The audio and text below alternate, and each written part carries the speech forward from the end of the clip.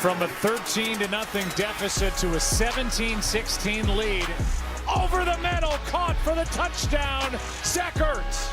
You make one guy miss, and now with his speed, he's off to the races. The two-point try to and tie it. Again, incomplete for Zacchaeus. They're down and 1. Ball's on the ground. I get paid to go out there and focus playing to play out, and I had a lack of focus right there, and it cost us the game. Kick is good, and the Bears win it. Wild night as we continue here on Get Up. 2 great football games, 2 really, really good baseball games. We start with Chicago and Atlanta last year, or excuse me, Chicago and Washington. Last year, the NFC North was the best division in the sport. 3 teams won at least 11 games. This year, all 4 teams look like they could be in the mix. They are the only division right now that every team currently has a winning record.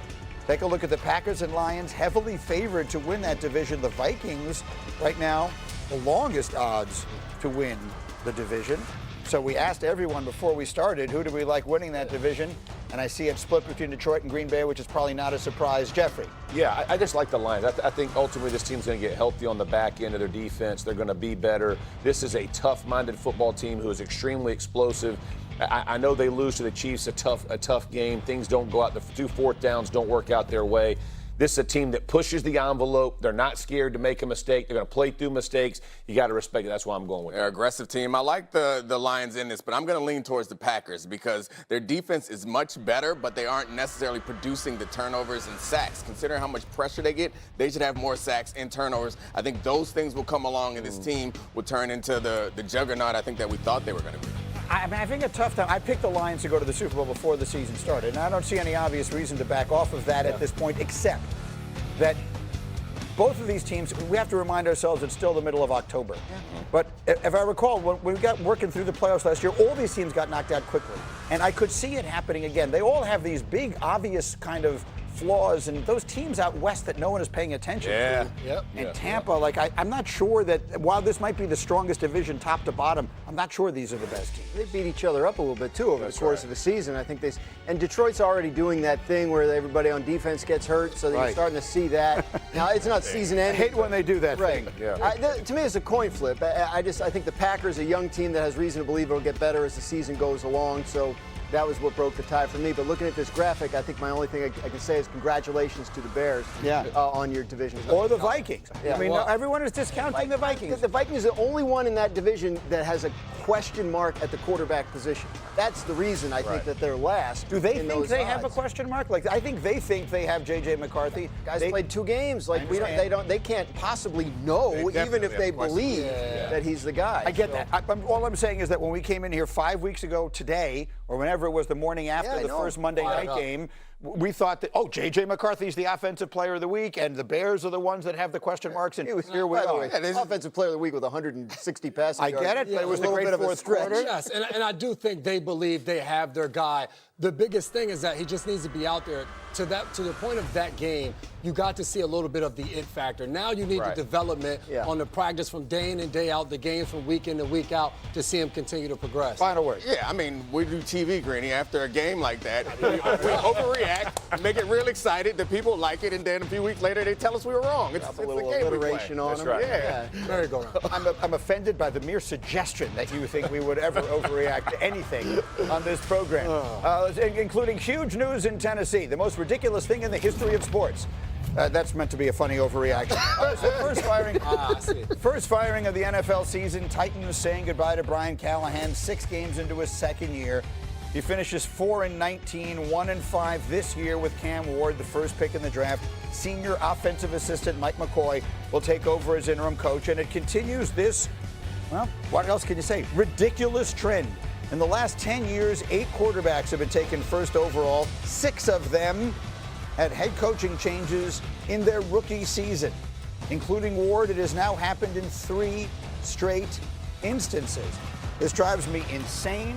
You know how I feel about that. If we can go little picture and deal with just what they're doing in Tennessee, or we can go big picture. I say this all the time, Dominique. far more young quarterbacks are ruined than developed. Teams don't sync up. They don't marry up the timeline between the two most important people, the coach and the quarterback, and it is a recipe for disaster. I mean, ideally, I think you're probably right. That's what you want to do, but I think it's just a universal flat rule. I think it's a bad idea.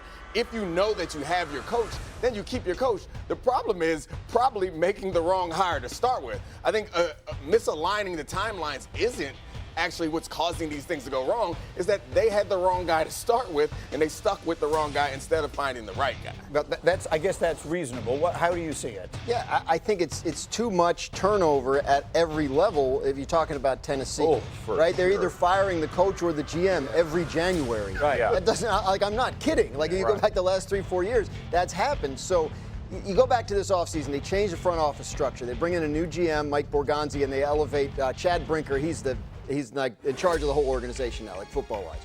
So there were conversations in the offseason, do we want to bring back Brian Callahan or do we want to move on after 1 year? They ultimately decided to bring him back.